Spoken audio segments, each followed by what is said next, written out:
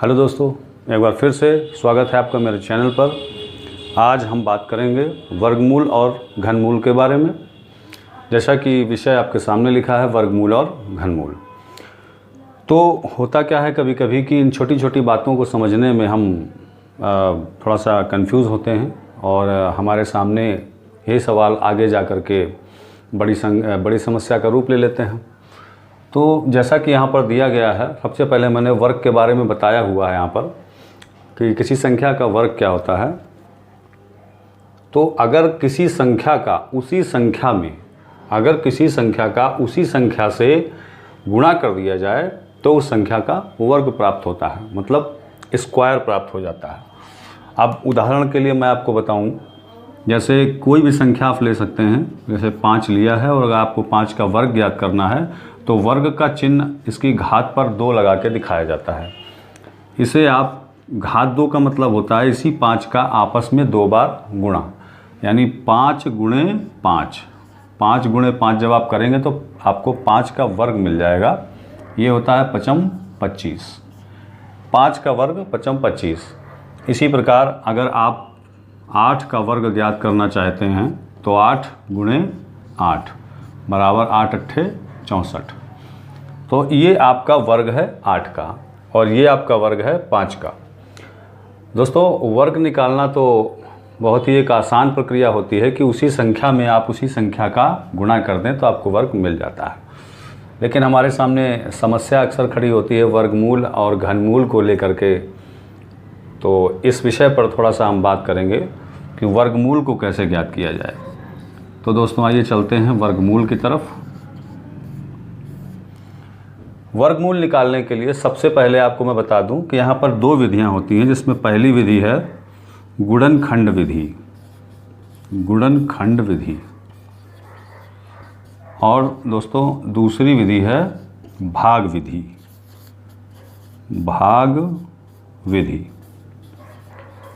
तो दोस्तों, सबसे पहले बात करेंगे गुणनखंड विधि के बारे में। तो गुणनखंड विधि को आप जानने पहले, जैसे मान लीजिए हमारे पास कोई संख्या है, मान लीजिए आपको मैं दे देता हूँ 16। इसका हमें वर्ग ज्ञात करना है। तो दोस्तों, इसमें आप एक खड़ी लाइन डालते हैं, एक बड़ी लाइन, इस तरीके से। सबसे पहले आप इसमें भाग देते हैं 2 से। इसमें आप भाग क्रिया का प्रयोग करेंगे और इससे जो गुणनखंड प्राप्त होंगे हम उसके आधार पर उस संख्या का वर्गमूल निर्धारित करेंगे। तो सबसे पहले हम इसमें स्टार्ट करते हैं 2 से। अगर 2 से भाग जाता है तो मान लीजिए 2 से भाग नहीं जाता है तो आप 3 से भाग देने का प्रयास करेंगे। 3 से नहीं जाता है तो फिर चूँकि 2 से नहीं गया तो 4 से नहीं जाएगा, इसलिए 5 से भाग देने का प्रयास करते हैं। कहने का तात्पर्य ये है कि जो भी प्राइम नंबर्स होती हैं, अभाज्य संख्याएं, उन्हीं से हम भाग देने का प्रयास करेंगे। तो सबसे पहली प्राइम नंबर होती है आपकी 2। एक नहीं होती है, एक प्राइम नंबर नहीं है। 2 का भाग आप 16 में देंगे तो आ जाएगा 2 अट्ठे 16। ये भी 2 से विभाजित होगा तो 2 चौके 8। फिर आप आगे बढ़ाते जाइए, 2 दूने 4। दोस्तों, ये आ गया आपका 2 एकम 2। जहाँ पर 1 आ जाता है वहाँ पर हम क्रिया को रोक देते हैं। अब देखते हैं दोस्तों इसमें क्या होता है। इसमें कुछ इस तरीके से फैक्टर आए हैं, 2 गुणे 2 गुणे 2 गुणे 2। इसमें 4 बार आपका 2 आया हुआ है तो आप इसमें 4 बार 2 को गुणे में लगा के रख लेंगे। अब इसमें 2 के पार्ट्स को आप ले लेंगे। जो चीज़ 2 बार आई है उसे आप 1 बार लेंगे तो आपका बन जाएगा वर्गमूल। तो आप लिखेंगे 16 का वर्गमूल। 16 का वर्गमूल तो ये आपका निकल आएगा 2 बार 2 से 1 2 आपको लेना है। अगर इसी जगह 3 होता 2 बार तो हम 2 बार 3 से 1 3 लेते। यहाँ 2 बार 2 है इसलिए इससे 1 बार 2 ले लिया। फिर 1 बार 2 बार 2 है तो यहाँ से आप 1 बार 2 ले लीजिए। अब यहाँ 2 दूना 4, तो जो 4 आया ये आपके 16 का वर्गमूल है। वर्ग का अर्थ होता है किसी संख्या का आपस में 2 बार गुणा। तो देखिए 4 का आपस में 2 बार गुणा करिए, 4 चौको 16, तो इसका वर्ग आ जाता है 16। और जो 4 से ही 16 बना है, अर्थात 4 का वर्ग 16 है और 16 की जड़ कहाँ है? जड़ का अर्थ होता है मूल, जिससे ये 16 पैदा हुआ है, ये वर्ग पैदा हुआ है। तो 16 जो वर्ग है ये पैदा हुआ है 4 से, इसलिए 4 इसकी जड़ कहलाती है। इसलिए इसे क्या कहते हैं? वर्ग का ये मूल है। यानी ये जो वर्ग लिखा है 16, इसकी जड़ कौन है? 4। तो ये वर्गमूल कहलाता है कि 16 का वर्गमूल 4 है। दोस्तों अगली विधि के बारे में बात करेंगे जो है आपकी भाग विधि। जैसे मान लीजिए हम ले लेते हैं कोई भी संख्या 256 ले लेते हैं। दोस्तों इस विधि का प्रयोग करते वक्त आप लोग बहुत अधिक सतर्क रहें, क्योंकि थोड़ा सा इसमें कठिनाई आ सकती है। इसमें कुछ नियम अलग अलग तरीके के हैं। थोड़ा नीचे लिख लेते हैं इसे, 256। तो दोस्तों इस विधि में थोड़ा सा आपको करना क्या है, 2-2 के जोड़े बनाने हैं इकाई की तरफ से। इकाई की तरफ से यहाँ इकाई कौन है? 6। तो 6 की तरफ से आप 2-2 संख्याओं के जोड़े बनाते चले आइए, चाहे जितनी बड़ी संख्या हो आपकी। तो यहाँ से मैं 2 का जोड़ा बनाता हूँ, पहला जोड़ा 56। यहाँ पर अगर आपकी एक अकेली संख्या बच रही है तो उसे आप एक अकेली संख्या मान के छोड़ देंगे। लेकिन अगर यहाँ पर पीछे से 2-2 संख्याओं के जोड़े बनते चले आ रहे हैं तो 2-2 संख्याओं के आप जोड़े बनाते चले जाएं। अब दोस्तों इसकी प्रक्रिया मैं कुछ इस प्रकार करता हूँ, इस प्रकार से। ये मैंने अपनी सुविधा के लिए। तो आप क्या करते हैं दोस्तों कि सबसे पहले ये 2-2 का जोड़ा जो बना है, ये 56 ये बाहर रहेगा और ये सिंगल संख्या आपकी पहले अटैक पर आ रही है। कहने का मतलब ये है कि जब इधर से हम 2 के जोड़े बनाते आए तो ये अकेली संख्या छूट गई है, तो इसे हम छोड़ नहीं सकते हैं। सबसे पहले जो हम काम शुरू करेंगे वो इस अकेली संख्या अर्थात 2 पर ही हम अपनी क्रिया प्रारंभ करेंगे। तो ऐसी कोई संख्या चुनिए जिसका उसी संख्या में गुणा करने पर या तो 2 आ जाए या 2 से छोटा रहे, 2 से अधिक ना होने पाए। तो दोस्तों देखते हैं कि जो 1 है तो 1 एकम 1 रहता है और 2 दूना 4 हो जाता है। तो अगर 2 दूना हम यहाँ 4 कर देंगे तो ये 4 से कम है, 4 ज़्यादा हो जाएगा। तो कहने का मतलब ये है हम 1 से शुरू करेंगे और जो यहाँ संख्या रखेंगे वही संख्या यहाँ रखेंगे। 1 एकम और इसके नीचे 1। अब इसे हम माइनस करेंगे, 2 से 1 घट गया, 1 बचता है। अब दोस्तों इन 2 संख्याओं को जिनको आपने भाग देने की क्रिया में यूज़ किया है, तो इन संख्याओं को आपस में जोड़ दिया जाएगा। 1 1 2, यहाँ पर 2 रखा जाएगा। इसके बाद जो संख्याएं आपकी जोड़े में हैं, अब वो सारी संख्याएं आपकी जोड़े में यहाँ उतार के रखी जाएंगी। तो सबसे देखते हैं यहाँ पर जोड़ा कौन सा है? 56। अगर 56 के अलावा और जोड़े होते तो शायद वो ये विधि हमारी और आगे जाती, लेकिन फ़िलहाल जो हमारे पास जोड़ा है वो एक ही है, वो है 56। तो इस 56 को उतार लेते हैं। अब यहाँ पर अगर हम 1 रखते हैं तो यहाँ पर भी हमें 1 रखना पड़ेगा दोस्तों। तो 1 का गुणा 21 में होगा, यानी जो संख्या यहाँ रखते हैं वही यहाँ रखते हैं, पर यहाँ वाली रखी हुई संख्या इसके साथ मिल करके इकाई दहाई से आपकी 21 बन जाती है। और उस 21 का गुणा यहाँ जो संख्या रखी जाती है उसमें गुणा किया जाता है, तब यहाँ रखा जाता है। इसका भी यही प्रोसेस है कि यहाँ वाली रखी हुई संख्या का इस पूरी संख्या में गुणा करने पर 156 से ज़्यादा ना आए या 156 आ जाए।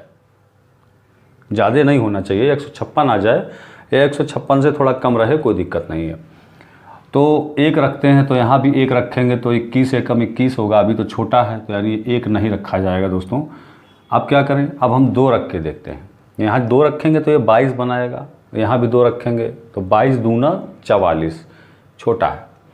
23 रखेंगे, फिर यहाँ 3 रखेंगे तो 23 तियाँ 69, अभी भी छोटा है। 4 रखेंगे 24 हो गया, यहाँ भी 4 रखेंगे, 24 चौको 96, तो दोस्तों ये भी छोटा है।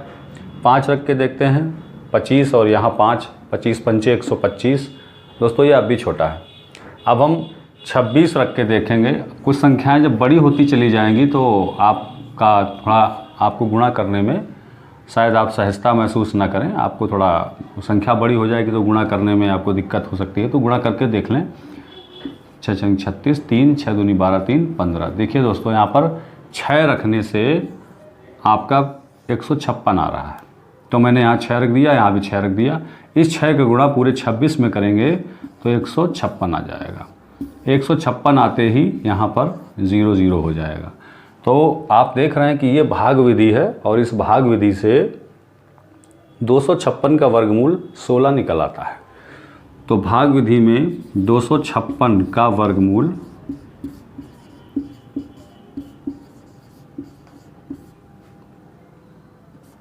16 आ जाता है। और 16 का गुणा 16 में करके देखिएंगे तो आपका 256 आ जाएगा। ये आपकी भाग विधि इस तरीके से चलती है। सपोज़ करिए अब मैं आपको ले चलना चाहता हूँ, अगर दशमलव की संख्या होती है तो हम क्या करते हैं। हमारे सामने ये एक अक्सर छात्र मुझसे पूछ देते हैं कि सर दशमलव की संख्या जब होती है तो कैसे मैनेज किया जाता है संख्याओं को। तो दोस्तों आइए मैं अपने मन से कोई एक संख्या बनाता हूँ। जैसे आपकी 42 का मैं पहले वर्ग बना लेता हूँ। तो ये आपका हो जाएगा